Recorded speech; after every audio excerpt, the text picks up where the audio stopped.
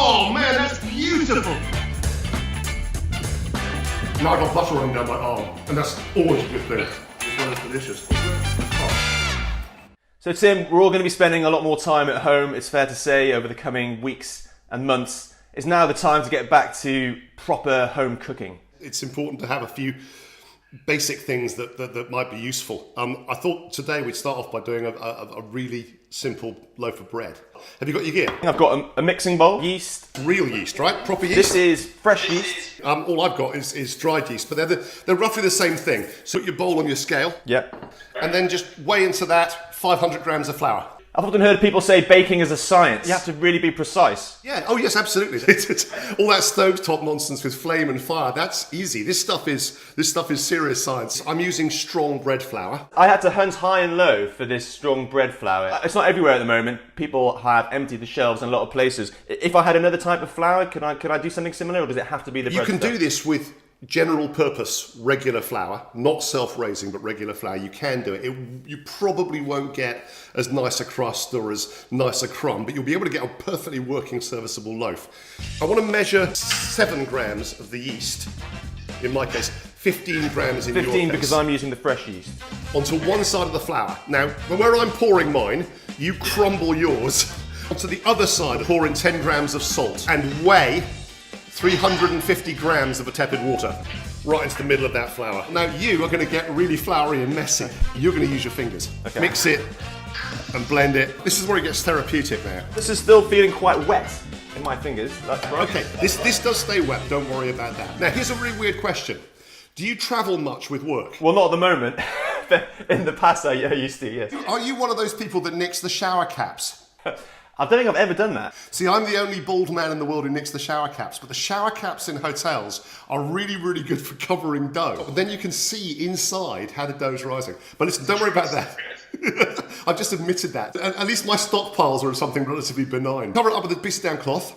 Over the next hour or so, come down and check it and see if it's sort of starting to move and puff up. Just having a look at this thing, it looks kind of gelatinous. Should I be worried about that? No, that's really, really good.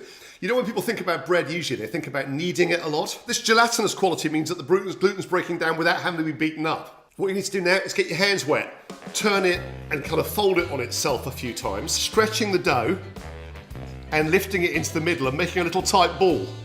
And then put the cover back on and leave it for a couple more hours. The more times you stretch and fold, the stronger the gluten becomes, and therefore when it puffs up, it's really going to go like a rocket. Think about it as a sort of a day-long process. How is your dough looking? It's looking pretty firm. Oh, don't shake it, don't shake it, don't shake it. No. Just, that's looking pretty good. Is that looking good? That's good. Stop juggling it about. But let all the air out. Just shh. I'm being a little bit too enthusiastic there. Be gentle with it. Now watch. Okay? Here we go. Take the lid off and check it. My lord, that looks beautiful. Yes. You need to create a sort of enclosed environment in which you can cook hot and hard and quickly. So we're going to do it inside one of these pots. Why one of these pots and not kind of a more conventional bread tin? Bread tin would work. You could easily put it into a bread tin, but it won't be so pretty. Put a squirt of oil into it. We're going to put a little bit of flour on the table in front of us. Pour the dough out. The kind of crusty top of the dough goes down onto the flour and the wet underside stays upright. Reach onto the far side.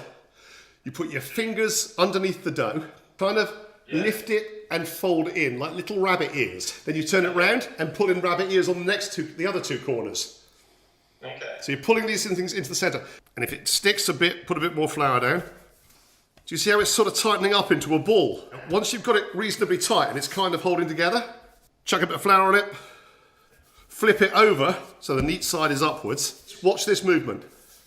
So you're kind of getting your fingers under it and turning it. You're tightening it. And you can probably already see in the surface of it that there's little bubbles forming and stuff happening underneath, but that stretchy skin you're making is what's going to hold the bugger together.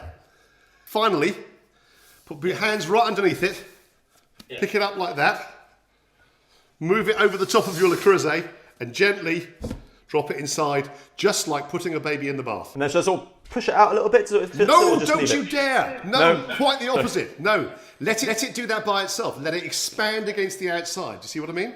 And when it's doubled, we slash it and put it in a hot oven. The bread has risen beautifully. Yours looks great. It looks better than mine, actually. Really? Mine's still quite flat, yeah. But I think I've used a bigger pan than yours. So mine's probably too large a one. Cut a big slash in the top. So the bread opens up and the crust comes up through it. I'm a bit nervous doing this because it's kind of stretching and deflating the dough somewhat. That's fine, don't worry. Take your glass of water, open the oven door, put this inside, right in the centre, and then throw the half glass of water into the oven, not into the pot. Steam transmits the heat a lot faster than just dry air. Also, the steam gelatinizes the outside. It gives it that lovely sort of rubbery finish, which then crisps off as it bakes. Okay, it's the moment of truth. I mean, it smells fantastic. Oh man, that's beautiful! Yeah?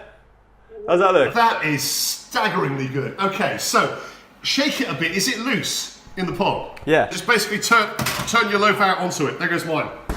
Out it goes. Oh yes!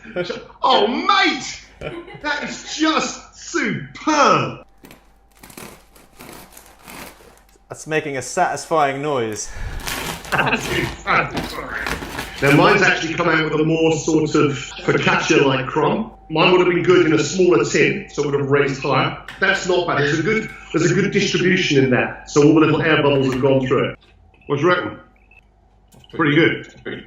Yeah. Salty butter or unsalted butter are you using? Salty, of course. Has to be. I also find it incredibly rewarding as well as delicious. Oh, now I've got butter running down my arm, and that's always a good thing.